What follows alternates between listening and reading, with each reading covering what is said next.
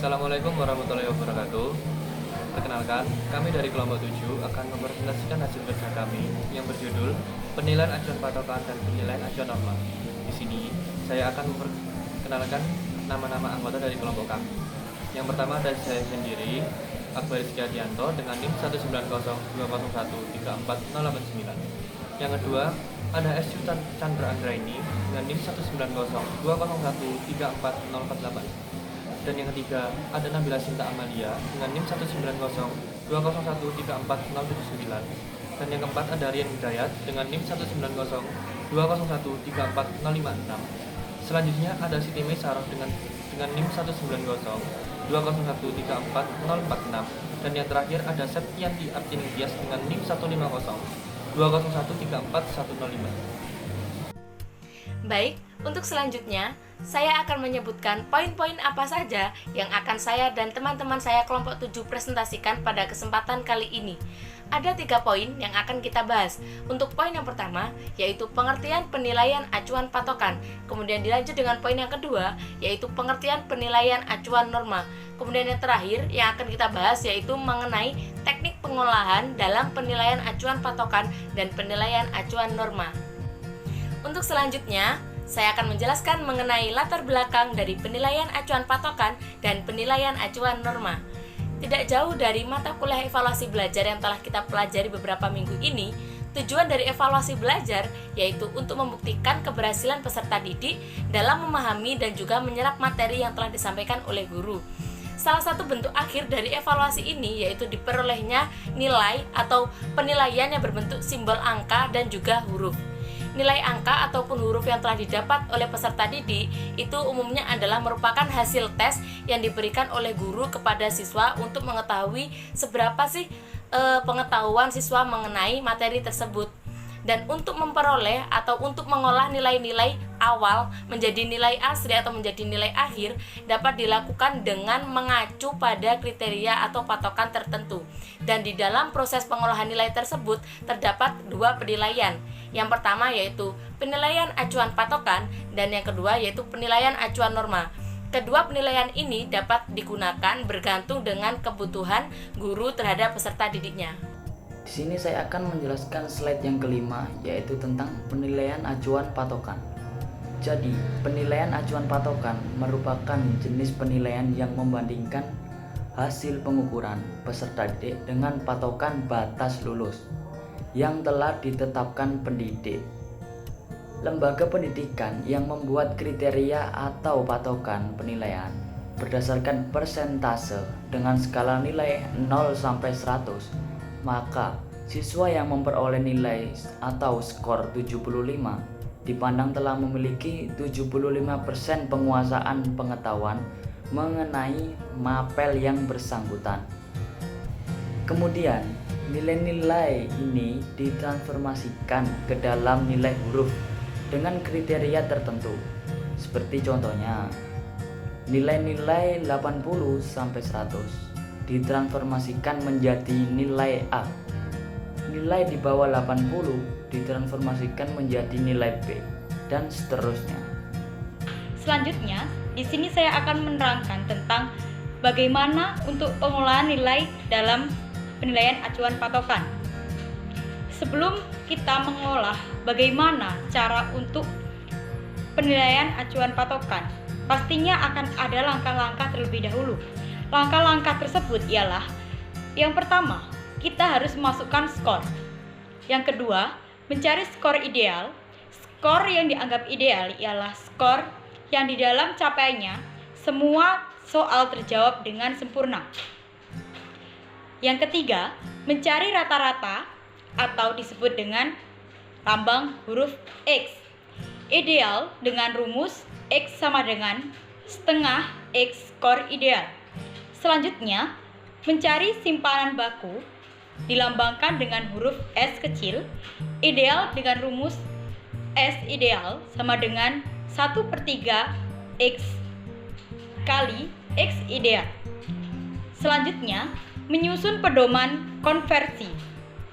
Dan selanjutnya, yang terakhir, mengubah skor menjadi nilai. Setelah kita melakukan langkah-langkah tersebut, tentunya kita akan melakukan sebuah pengaplikasian. Baik, selanjutnya, setelah kita mengetahui bagaimana langkah-langkah dalam menentukan penilaian acuan patokan, di sini kita akan belajar tentang bagaimana ilustrasi penghitungan penilaian acuan patokan.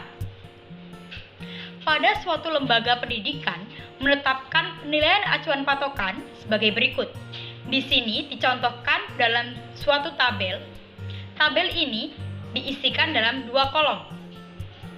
Pada sisi kiri tabel dituliskan tingkat penguasaan dan pada sisi kanan tabel dituliskan skor standar. Kita berikan contoh pada sisi kiri, tingkat penguasaan.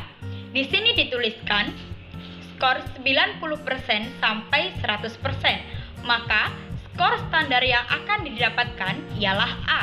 Begitu dengan selanjutnya. Tingkat penguasaan 80% sampai 89%, maka skor standar akan mendapatkan B. Jika skor maksimum ditetapkan berdasarkan kunci jawaban 80, maka penguasaan 90% sama dengan 0,90 kali 80, maka di situ akan mendapatkan jawaban 72. Penguasaan 80% sama dengan 0,80 kali 80 sama dengan 64. Begitu pula dengan selanjutnya. Dengan demikian diperoleh tabel konversi sebagai berikut. Tabel konversi ini hampir sama dengan tabel sebelumnya. Dalam tabel tersebut dibagi 2 sisi. Pada sisi kiri dituliskan sebagai skor mentah dan sisi kanan sebagai skor standar. Di sini kita ambil contoh skor mentah 72 sampai 80. Maka skor yang standar yang akan didapatkan adalah A. Begitu pula dengan selanjutnya. Skor mentah dituliskan 64 sampai 71, maka skor standar yang akan didapatkan adalah B. Dan tadi adalah penjelasan tentang bagaimana contoh ilustrasi penghitungan penilaian acuan patokan. Dan selanjutnya kita akan mempelajari materi-materi yang masih ada lagi. Baik, selanjutnya saya akan menjelaskan mengenai pengertian penilaian acuan norma. Penilaian acuan norma adalah sistem penilaian yang dilakukan dengan mengacu pada norma kelompok.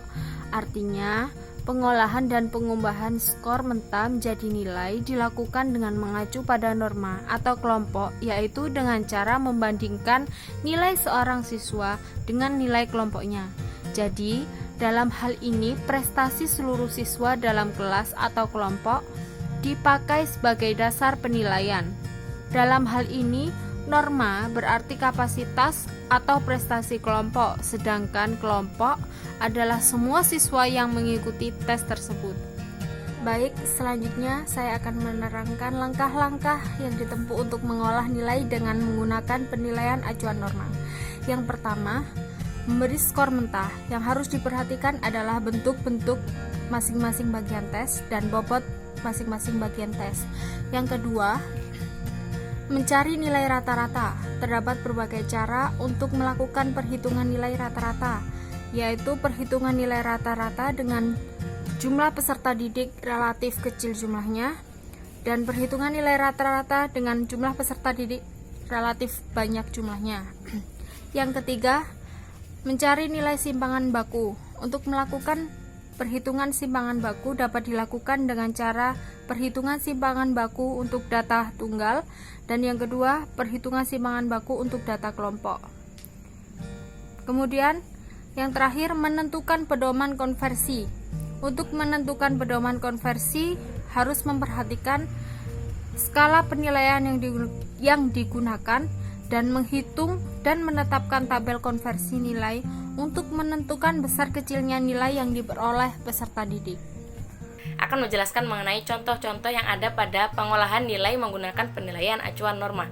Nah, contoh-contoh yang sudah ada atau contoh-contoh berikut ini merupakan contoh dari pengolahan nilai menggunakan penilaian acuan norma. Jadi ada rumus-rumus tertentu untuk menggunakan penilaian acuan norma ini. Contoh lainnya, contoh sederhana yang dapat saya berikan agar teman-teman mudah memahami, yaitu seperti ini.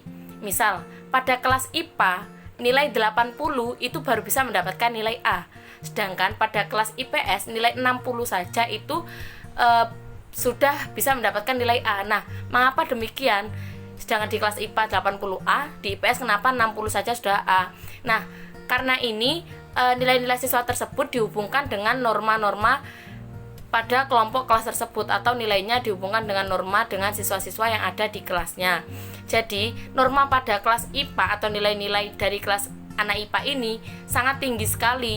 Jadi nilainya tinggi-tinggi, oleh karena itu nilai 80 setelah diolah menggunakan penilaian acuan norma itu baru bisa mendapatkan nilai A. Sedangkan pada kelas IPS nilai 60, kenapa kok 60 sudah bisa mendapatkan nilai A? Karena norma kelompok pada kelas IPS atau nilai-nilai pada kelas IPS itu banyak sekali nilai-nilai yang rendah. Oleh karena itu nilai 60 itu sudah bisa mendapatkan nilai A.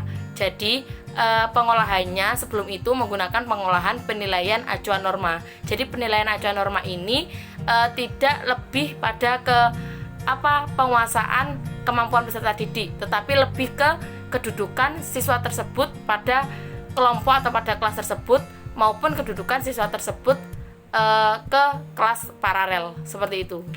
Saya akan membacakan tentang kelebihan metode PAN, yaitu yang pertama, dapat digunakan untuk menetapkan nilai secara maksimal. Yang kedua, fleksibel, dapat menyesuaikan kondisi. Yang ketiga, dapat mengetahui dan membedakan kemampuan peserta didik. Pun kelebihan metode PAP, yang pertama, tidak membutuhkan perhitungan statistik yang rumit. Yang kedua, dapat mengukur ketercapaian tujuan pembelajaran. Yang ketiga, dapat membantu guru merancang program pendidik. Yang keempat, mudah menilai karena adanya patokan.